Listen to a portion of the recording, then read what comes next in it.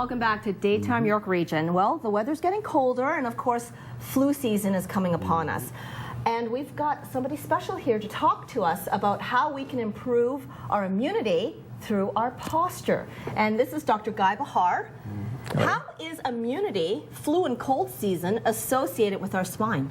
Very good question. It's actually kind of an indirect way of finding how, but what we have to basically think about when we think about posture is the stress that it puts on our body. Right. The big link between posture and immunity is through the stress that it causes, because there's been numerous studies to show that heightened stress puts a lot of stress on our immune system. The higher the sympathetic nervous system ends up working, the lower the immune response tends to be. Right, because the skeleton, I mean, holds everything together, and we're constantly abusing it, right? We're slouching Correct. over at the desk, we're on our cell phones.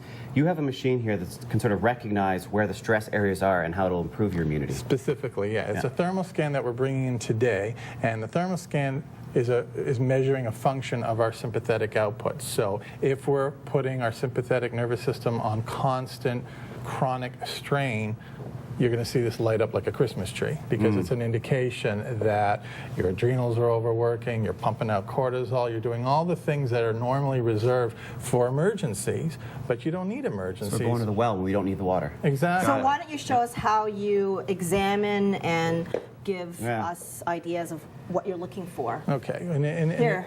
we've got our subject over here. Who has a horrible back, by the way? Okay, so what we do is we set, for demonstration purposes, we set our scan on, and what we're going to doing is just measuring the thermal signals that are coming from about the middle of the back all the way up to the base of the skull. Okay. Okay, and here So we- what is this machine called? It's thermoscan. This is a thermal scan. This is actually an Insight Millennium that evaluates the integrity of all neurological processes. The setting we're doing today, because we're discussing immunity, is the thermal scan. So in layman's terms, a machine that makes you know if you're going to get sick or not. Yes. Okay. There you go. Okay. Let's show us how it works. Okay, so we're just going to run this up the spine, and we're going to see the signals that it causes as we go through. Now, normally the person will be shirtless when doing this, right? Correct. We wear Then take off your shirt. No, we wear We're not there yet, Elaine. I gotta get this. And what is all that clicking doing? It's just measuring the readings from left So to what right is it side. actually measuring? The spine or the fluids?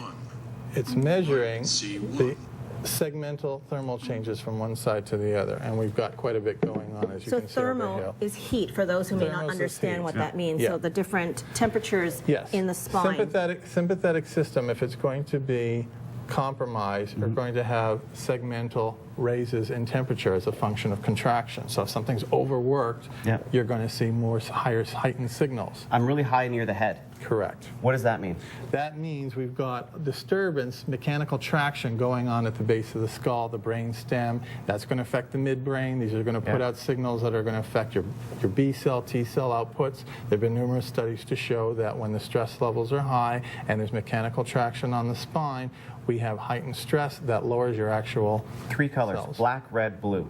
What do they mean? Yeah, what do they indicate? Okay, blue is usually a moderate level, so you can see the lower down in the respiratory area. We don't have too much interference. Once we get up in between the shoulder blades, where there tends to be more chronic tension, we get more heat. We've got higher readings over here. Black, that we're seeing up at the base of the skull, typically is much higher in contraction going on. This could be typical of a bad night's sleep or lifting something or a long period of driving. It's usually higher, but it doesn't necessarily mean it's going to be there tomorrow. What we have to be aware of are the reds. Now, what does Jeff need to do to correct this behavior, and how often will he need to see you to help, ease off the tension? This is the beauty about this kind of a system, because it's a very clear monitoring process. We got not just color bars for your convenience, but it also measures it in microvolts. You can actually see the readout.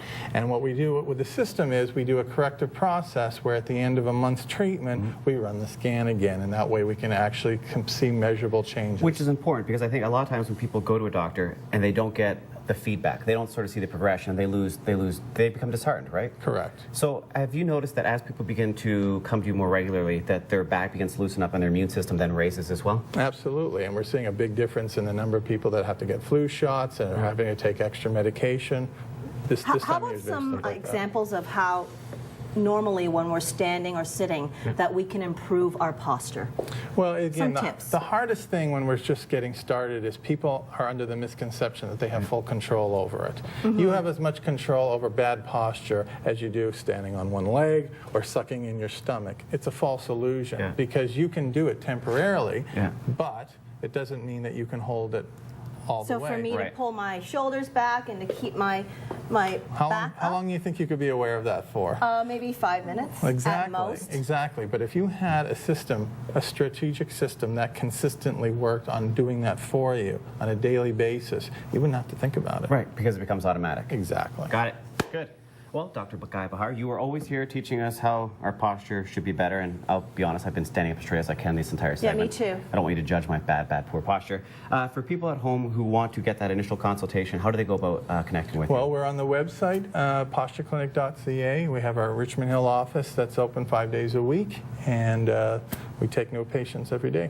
Yeah. And the first thing you'll do is do a diagnostic. We do a neurological exam, similar to what you see, obviously top to bottom. And you always use this machine? Is this your go-to? This is one of our go-to things. We Okay. also do a photo analysis so people can actually see their posture measurements as well. Right, so they come like this and leave like this. Great. Well, Good. thank you, Dr. Okay, Bahar. pleasure. We'll be right Thank you, back sir. with more. Pleasure as Heather always. Lambert is in our studio.